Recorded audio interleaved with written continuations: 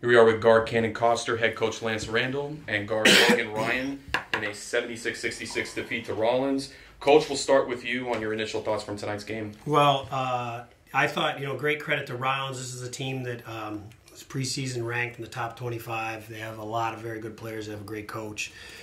And for whatever reason, they didn't have the type of regular season that I expected, but they ended up tying for 5th in our league. We got the draw to have them. And I thought they came out and really punched hard at us. They were aggressive. They took it to us, and I thought their first 10 minutes of that game was much better than our first 10 minutes. Took us for a while to settle in. We started getting some stops, but we were sloppy with the ball, not consistently into stuff offensively. Really didn't get into a flow. We were talking about when we ran any of our motion stuff, we never got to the third side at one time the entire day, the entire night. But the biggest stat that jumps out is 22-0 on offensive second chance points. You're going to win almost 0 games with that number, and that is disappointing because Rollins is at the bottom of our league for offensive rebounding. They're not a team that goes hard to the glass. They're a formidable team with a 7-footer and a bunch of athletes out there. But they beat us to the ball. They had a quicker step to the ball, and they made us pay on there. It was the difference. In a game like that, too, because normally from what we're seeing is, obviously you mentioned second chance points. So, to kind of add on that as well, did you also kind of think that potentially maybe the ball just didn't bounce our way as well in addition to not going after it? No, they just beat it. They're big and physical, and it's a load to keep Silveris off the glass. I mean, he's a 7-foot, 260-pound dude.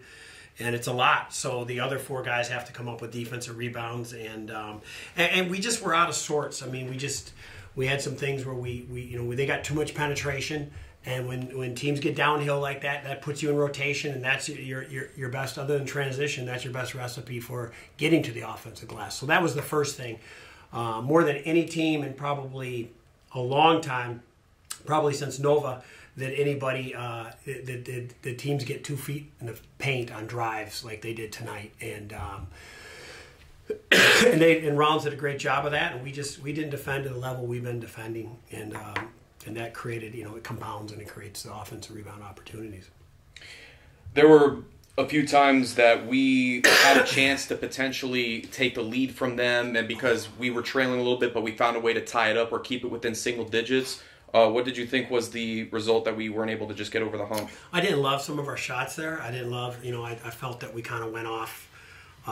We have some really good shooters. These 2 guys are, outstanding, as good as there is in the region. So sometimes you live and die by that a little bit. But some of our shot selection, some guys who are just too early, some early forced shots, I thought, where we didn't make them work.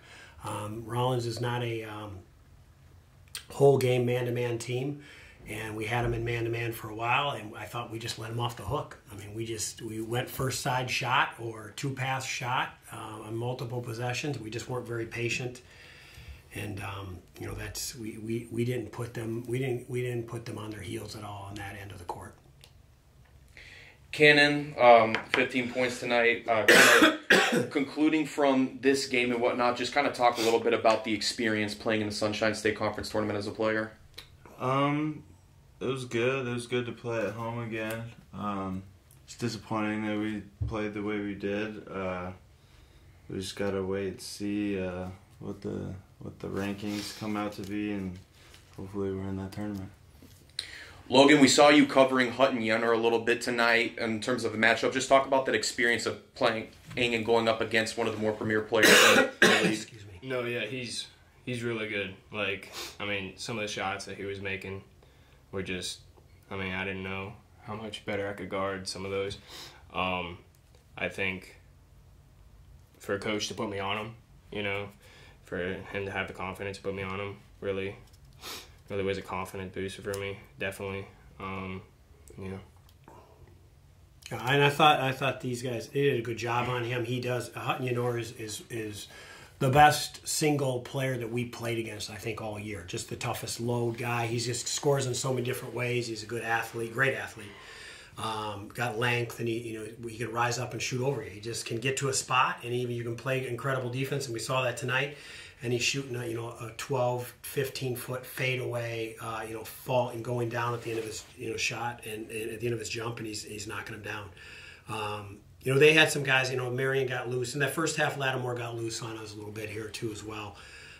But in the end, I thought that our individual matchups, we just lost our way on the team D. I mean, we did, and that whether it's the gaps or whether it's the the guys in the help side in rotation, but it ends up being the result was either an easy bucket or offensive rebound for a second chance at it. So, got to be better. I think as far as the NCAA tournament.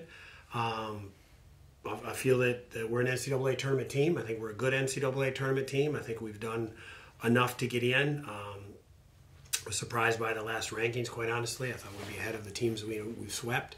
But now it's out of our hands. It's up to the committee and what happens in other leagues. And now we just wait and see.